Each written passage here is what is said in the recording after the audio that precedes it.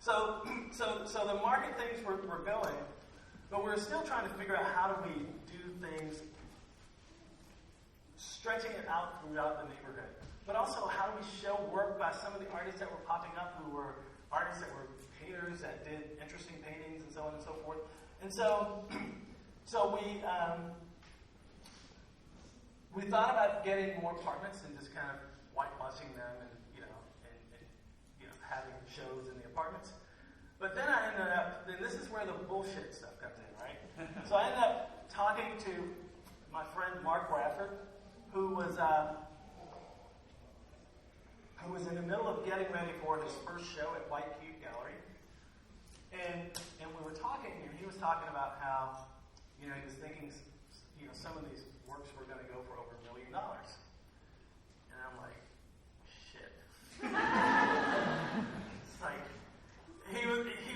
It's like, he was talking about how White Cube, this thing is like, White Cube is just really kind of like, really honed in on this whole, commercial element of art. How do you, it's like putting things on a pedestal. You want it to show its value, you put it on a pedestal. You want to show its value, you put it on a white cube.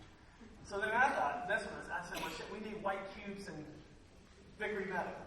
So how do we get white cubes in? So I went back and I started talking to architects, and I started telling them about this idea of kind of playing off of this thing of white cube, London, and can we design something and build it in the neighborhood that could function as a gallery. And my only requirement was that it needed to be at least 12 by 12 feet inside, just a white box, whatever. And fortunately, I found an architect that was willing to go along with us, and he ended up, he said that they could design it, and then they could get large construction companies that they work with to build them. So we ended up getting these boxes that were sitting along the road, and what was interesting about these was not only that they function as little white cube exhibition spaces, but they also function as bus stops. When people, if it's raining and people want to get out of the rain, so they had this multiple kind of function, and they allowed us to be able to put on pretty interesting exhibitions. In fact, Daryl Raslett is the person who curated all of these exhibitions here that you're seeing. Going from things that are kind of traditional, painting stuff, to things that are more interactive on the upper right-hand side, to things where we're actually finding people in the neighborhood and we're trying to, look at them in different ways, like the person on the left-hand side that we call the Plant Man, who was actually in Harold's People's Biennial this year. But he was somebody that we found in the neighborhood that was doing interesting stuff. And so we continued to do, these exhibitions where it became, places that, where people would gather. A wide range of people that would come into these spaces. So we were able to disprove the notion that people in the neighborhood would not come together, and also that people from outside would come as well. But that comes with some complications. And the complications I won't get into now, but we're trying to refigure how we move forward with this project. Carol Zoo's here, who's doing a residency with me for the next year or so on that particular project, trying to figure out, how do we kind of be a little bit more thoughtful about this? And this is one of the challenges. Like, we went in to do this project as in the context of an exhibition, which has to speak a certain kind of language and has a certain kind of time frame. But the neighborhood is very different. And so, actually, part of the challenge with this project was that it turned into a marketing opportunity for the developers. And so, we've had to kind of pull ourselves back out of this notion of trying to pull people into the neighborhood, to really kind of hunkering down and figuring out how do we work with people within a neighborhood to help empower them to get their work out. And these are just a couple of images of our storefront space where we're operating out of right now, and some of the work that's coming out from artists and children, and trying to figure out how we can utilize that work in different ways to impact, to empower them economically, and also in terms of their own investment in the neighborhood. Now, the last thing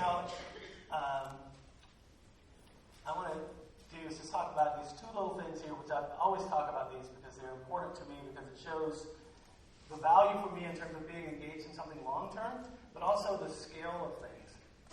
While it's great to talk about these large scale, projects and trying to, figure out things on a community level, there's also things about the individual level that is equally as important and valuable. So, this is a guy who, Benjamin Benson, who used to play a saxophone throughout the neighborhood, and a lot of people just think of him as kind of nutty. But I ended up kind of finding interesting ways to look at him differently, in that he would always end up playing at these buildings when they were on fire, as he was playing the end songs, of these things. And so I made this banner, basically, of him and started hanging them around the neighborhood as a way of just giving people a different way to look at him and to think about it. Just my own individual way of just acknowledging him and saying, you know what, there's something valuable to what you're doing. Then the second one is the one that I took a little bit further. This one, Eugene Howard, I was called brother-in-law, who passed away a couple of years ago. But I had the great privilege of, having this guy in my life for about 10 years or so. He showed up in Houston as someone who had been in prison for over 20-something years. When he got out, the neighborhood had changed.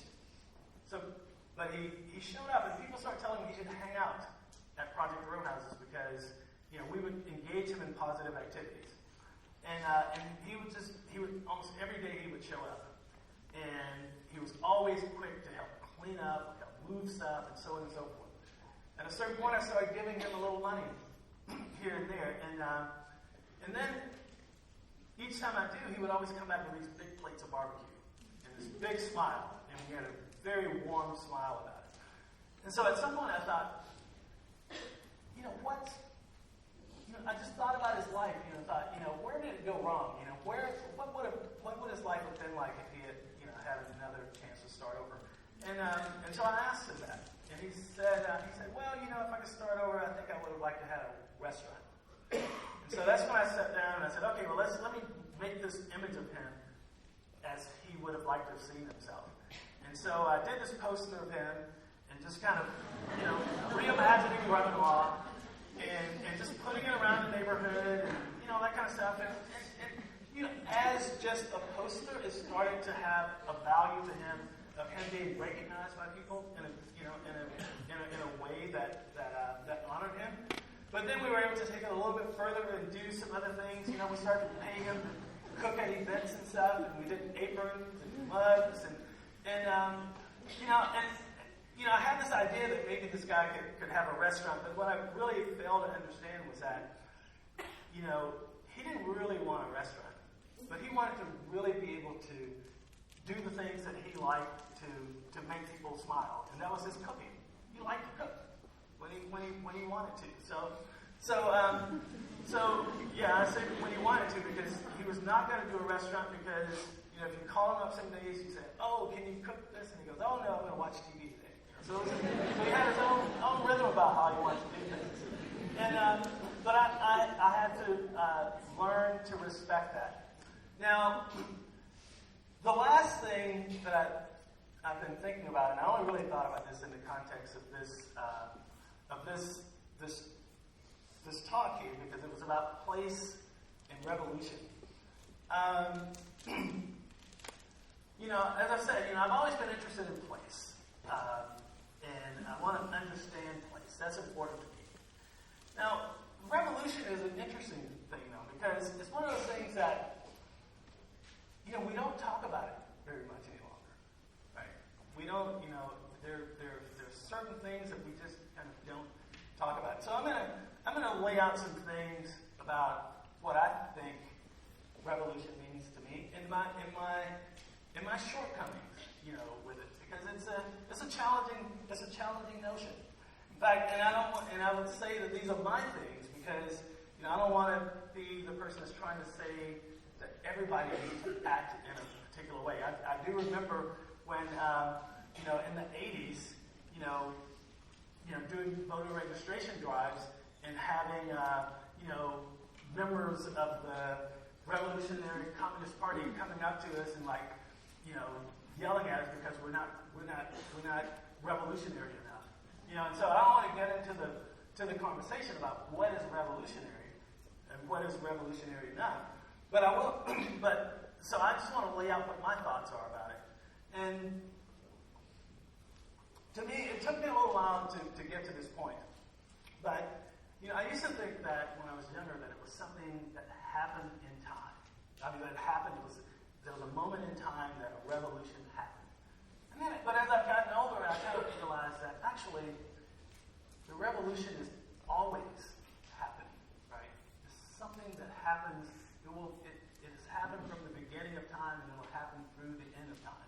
So trying to get out of this mindset of the urgency of revolution as if it's our own responsibility. We have to do it in our own time. It will continue to happen throughout. So what I value and what I think about important to revolution is it's really sustaining a sustained movement of empowerment of the powerless. That's to me is the most important thing, because there will always be need for the powerless to empower themselves. So how do you sustain that? What do we do in our work that is relevant to that and help to sustain it? I've always, I think about it and I think, so I live in a democracy that is supposed to be, supports my freedom of expression. But still, I don't know how free I am to express what I truly want to express, right? Because, as I've said earlier, the biggest challenge I have right now with Project Your House is how much of it is connected to patronage as opposed to empowerment. How honest can you be about your revolutionary tendencies when so much of your existence exists based on patronage? So that's a challenge there. And I actually even and I also think that if we really looked hard and we thought about what was the real value, what was the end of social and community engaged art, I think we would find that the end would have to be justice, right? But we are not, or I'm not empowered enough to be able to use that word freely, in every context that I'm in. And I think a lot of that has to do with kind of how we talk about justice. Justice should not be anything that's to be ashamed of. But then when I think about it, maybe it is something that a lot of people are afraid of. So I remember having this conversation once with Ann Pasternak with Creative Time. After I received the Creative Time Annenberg Prize for Social Change. And I said, why are you calling this prize social change? Why can't we talk about it in terms of social justice? Social change does not mean justice.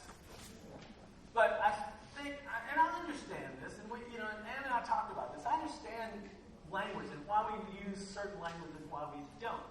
But, at some point, when do we stand up, and start talking about the things and claim the things that we say that we believe in, right?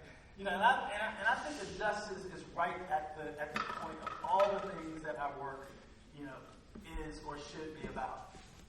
Now, I spent a lot of time in my early days fascinated with Aristotle's ethics. And I'll tell you, one of the things that was interesting about it was that, and I always think about this, is that I think he spends one book or chapter, all the books, on the 12 virtues, the 12 moral virtues, and their 24 corresponding vices, right? So he spends an entire chapter on those, and that's, courage,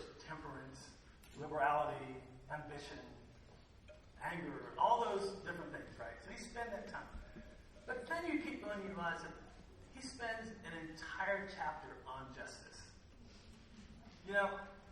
Which always struck me as something that's really, really interesting. That, it's almost as if, and I've heard people talk about it, that, the moral virtues are important, but justice is the crown of the virtues.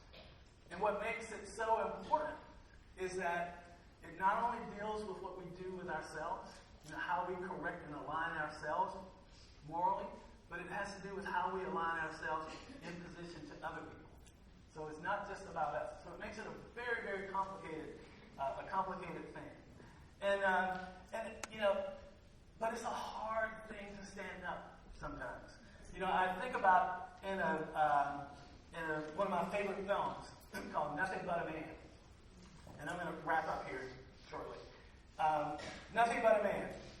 Filmed in the 1960s about a black man struggle in the South in Alabama.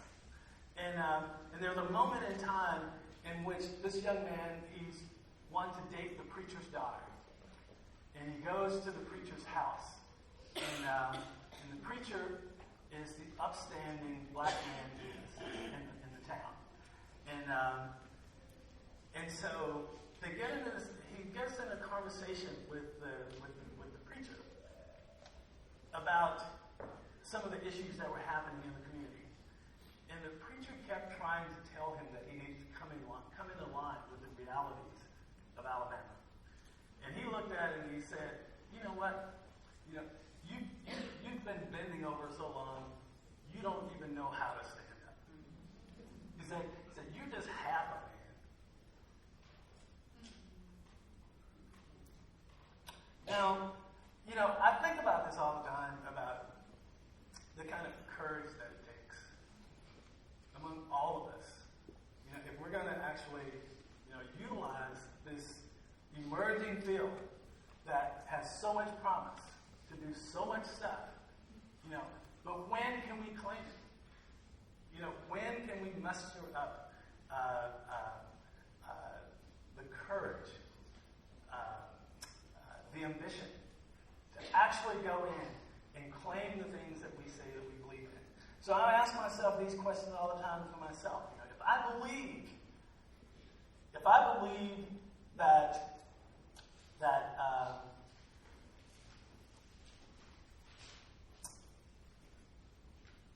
I believe that the work that I do is art, then I have to claim it. But can I? If I believe that in place, in ways that is not about making place, but acknowledging the place that's there, can I claim it? So I also ask myself, if I believe that justice is the end of the work, when can I claim the term justice? When can we actually claim that we're in a revolutionary process? It's a real challenging time, I think, because the pressures. There are a lot of pressures on people, and I think that pressure is going to grow even more.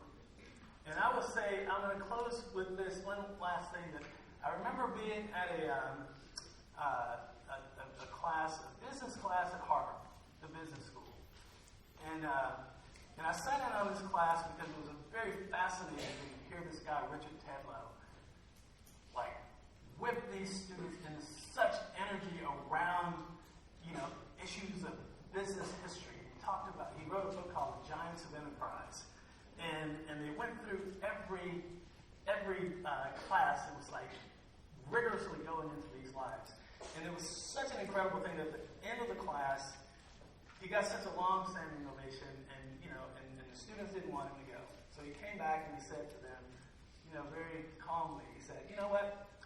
He said that I can look in this room and I can see undoubtable talent because of, and intelligence. If you didn't have that, you wouldn't have gotten to this institution. He said, and there's incredible energy because you wouldn't be able to handle all the work that I throw on you.